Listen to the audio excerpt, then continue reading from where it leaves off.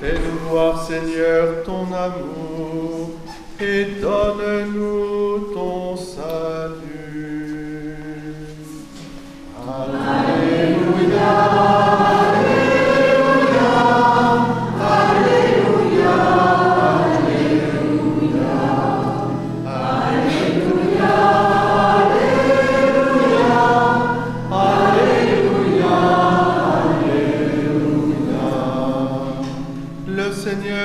Avec vous. Et avec votre esprit. Évangile de Jésus-Christ selon saint Matthieu. Gloire à toi, Seigneur. Au chapitre 24e, en ce temps-là, Jésus disait à ses disciples: comme il en fut au jour de Noé, ainsi en sera-t-il lors de la venue du Fils de l'homme. En ces jours-là, avant le déluge, on mangeait, on buvait, on prenait femme, on prenait mari, jusqu'au jour où Noé entra dans l'arche. Les gens ne s'étaient doutés de rien, jusqu'à ce que survienne le déluge qui les a tous engloutis. Telle sera aussi la venue du Fils de l'homme.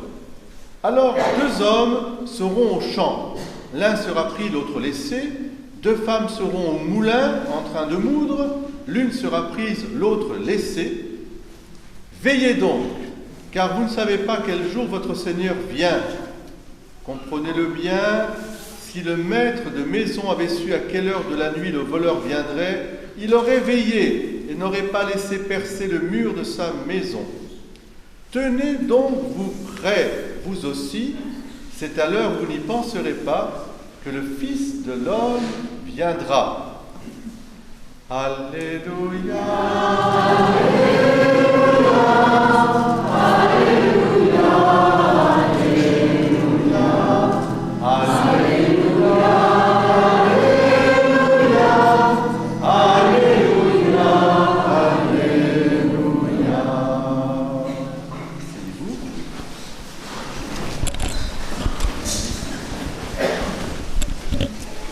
Les paroles du Seigneur, de l'Évangile, ce sont des paroles pour non pas nous faire peur, au sens de que nous ayons une crainte superstitieuse et servile, pas du tout.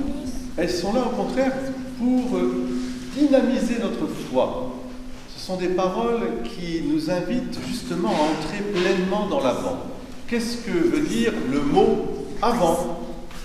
Les enfants, est-ce que vous vous rappelez? On l'a vu un peu. Qu'est-ce que veut dire le mot avant? Les grands enfants, est-ce que vous vous rappelez ce que ça veut dire le mot avant? Avant. Adventus. Ça vient du mot latin qui veut dire celui qui vient. Celui qui vient. Alors, nous avons la chance, nous, parce que nous savons celui qui vient. Nous savons, parce que nous allons revivre ce cycle liturgique. Mais j'ai envie de vous dire que, commencez par là, ce terme de l'Avent, on dit que c'est la porte d'entrée de toute la vie, en fait. Parce que dès que Dieu a créé le monde et tout ce qu'il contient, il y avait déjà cette certitude de la venue du Sauveur et du Seigneur. Dès les origines. Est-ce que quelqu'un peut me dire quand est-ce qu'on voit dans la Bible le premier moment où on peut voir que Dieu va venir, ou qu'il est déjà en route déjà? Il vient. Est-ce que quelqu'un peut me le dire? Réfléchissez. C'est au tout début. Oui, alors au tout début, c'est au moment de ce qu'on appelle la Genèse. Lorsque Dieu a créé l'homme et la femme à son image, à sa ressemblance, il l'a créé non pas pour l'abandonner, et avec la création tout entière, mais au contraire pour vivre avec. Dieu a tellement aimé le monde, vous voyez, que, dit saint François de Sales, même si l'homme n'avait pas péché, il aura envoyé son Fils vivre avec nous.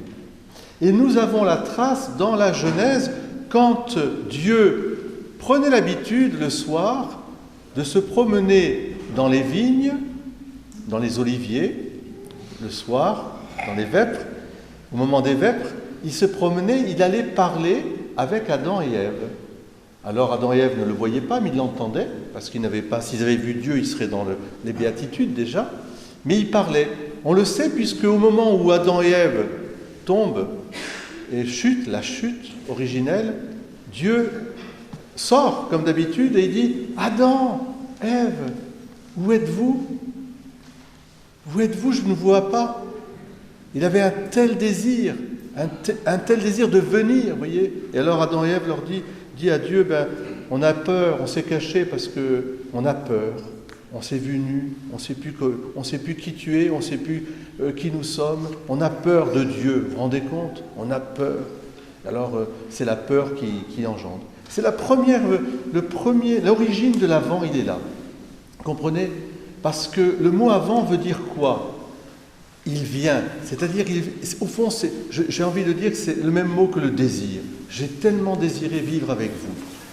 C'est une attitude du cœur humain créée à l'image, la ressemblance de Dieu, qui doit nous habiter tout au long de notre vie. Nous devons être dans la venue, dans le désir de la rencontre, dans le désir, je dirais, de cette vie de communion et d'intimité avec le Seigneur. Et c'est tellement vrai que le dernier livre de la Bible, c'est quoi le dernier livre de la Bible?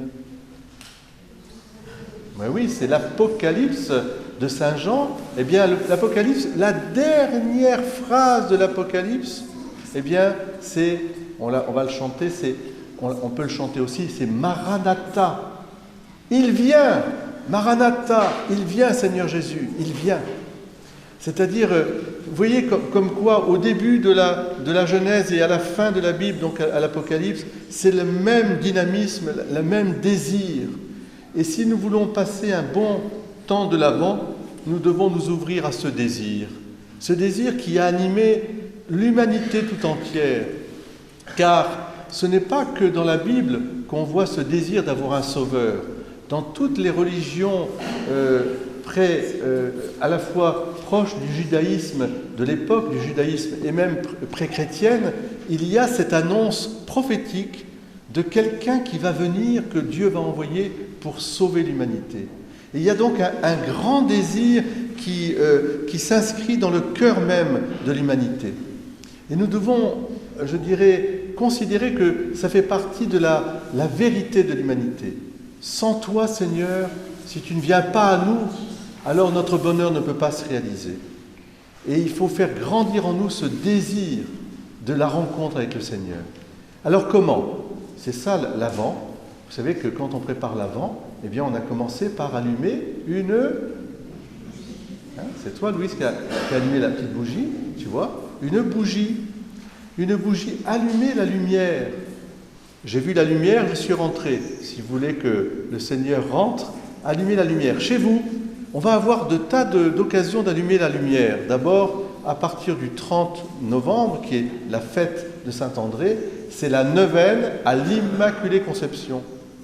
Et cette neuvaine, on l'appelle la fête de la lumière, l'Immaculée Conception. Pourquoi? Parce que Marie, elle-même, elle est toute désir de la venue du Sauveur. Elle désirait tellement la venue du Sauveur que dans son humilité, elle ne pensait même pas que Dieu viendrait à elle. Elle a dit, qu'est-ce qui se passe? Mais elle était tellement humble que le Seigneur, l'ange, vient lui dire, tu vas attendre le Sauveur, le petit Jésus qui va arriver. Tu vas l'attendre dans ton sein, tu vas porter Jésus, le Sauveur, et tu vas rester dans cette attitude d'un grand désir. Elle désirait tellement pour l'humanité entière. Marie, c'est l'orante par excellence, c'est celle qui prie, qui porte le monde.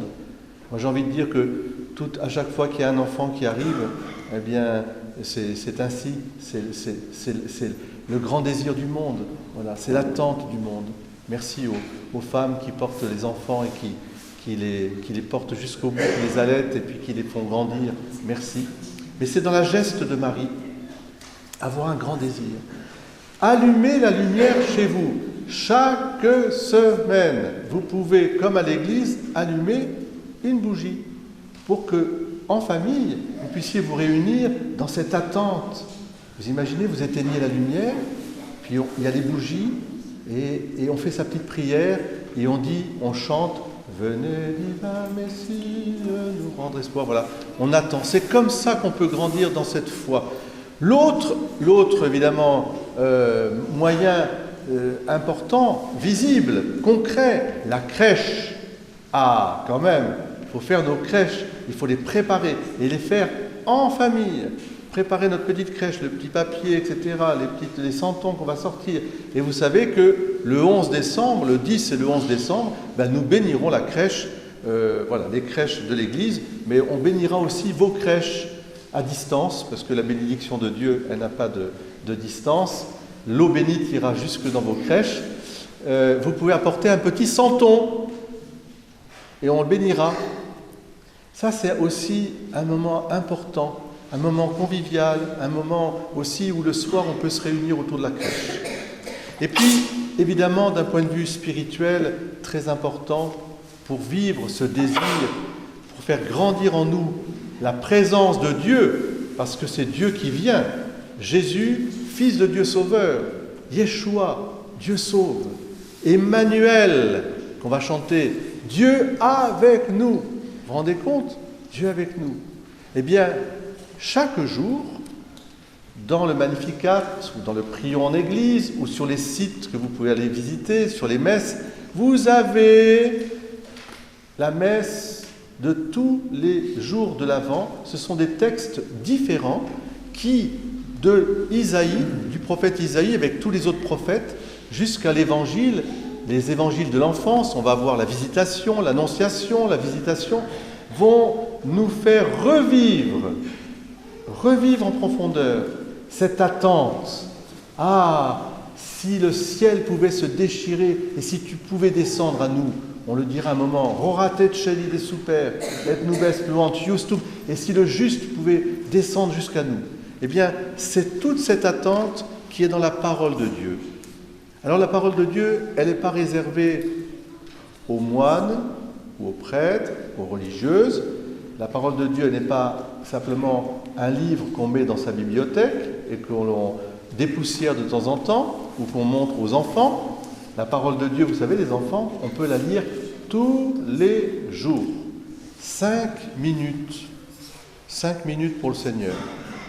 C'est bien de manger 5 fruits par jour, on nous dit, mais moi je vous dis, c'est bien de manger la parole de Dieu 5 minutes par jour, pour faire grandir cet avant en nous. Et l'avant, c'est une attitude, il vient, en avant toute, c'est une attitude décisive dans nos vies. Si vous n'êtes pas dans un désir, si vous n'êtes pas dans un chemin, comme saint André l'a vécu, eh bien, vous êtes endormi.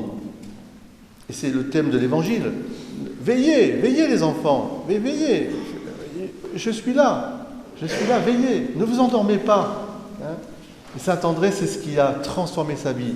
Ce bon pêcheur de Galilée avec Pierre, ils avaient des mains noueuses, calleuses, avec bien solides. Et bien quand il a rencontré Jésus, ça ne veut pas dire qu'il n'a pas abandonné sa famille, ses enfants. Non, il a suivi Jésus, mais il avait son métier, etc. Mais il a compris ce qu'était sa vie. Désormais, tu seras pêcheur d'hommes. Eh bien, que ce désir aussi de nous rassembler ensemble en famille, d'être un peu missionnaire aussi de cette joie de Noël qui va arriver, ce désir, cet avant, eh bien, vraiment anime notre vie chrétienne. Dimanche dernier, on est allé voir Gad Elmaleh, son film, que je vous invite à voir, et dans un moment de son film, il dit « C'est quand même curieux, vous les cathos !» Il s'adresse, il fait un spectacle. Alors, il y a des musulmans, il y a des juifs, alors il dit « Tu vois, moi je dis pas à Abdel, mais Abdel, je lui dis aussi à Abdel, t'es musulman ?» Il va dire « Ah bah oui, je suis musulman et je suis heureux d'être musulman. » Puis il dit « Et toi, David ou Salomon, tu es juif ?»« Ah oui, je suis juif, etc. Oui, je suis très heureux d'être juif. » Puis toi, tu dis « T'es catholique ?»« Oui, enfin, tu sais, je pratique pas, puis c'était à la communion, tout ça. » Non, on n'ose plus dire qu'on est catholique. C'est quand même curieux. Alors, il faut que ce soit Gad Elmaleh qui en fasse un sketch pour dire « Mais réveillez-vous, n'ayez pas honte d'être catholique. Au contraire, soyez heureux. » Mais vivons-le, bien sûr, dans cette intimité, dans cette communion avec le Seigneur. Voilà, je voudrais que ce grand désir de l'Avent vous l'ayez au fond de votre cœur et qu'il vous anime de l'aube jusqu'au soir, de chaque jour jusqu'à la venue, voilà, parce que nous attendons aussi la seconde venue du Seigneur. Il viendra, Maranatha. Un bel et saint avant, et que saint André veille sur nous et nous aide aussi à garder ce désir, cette dynamique de l'Avent. Au nom du Père et du Fils et du Saint-Esprit. Amen.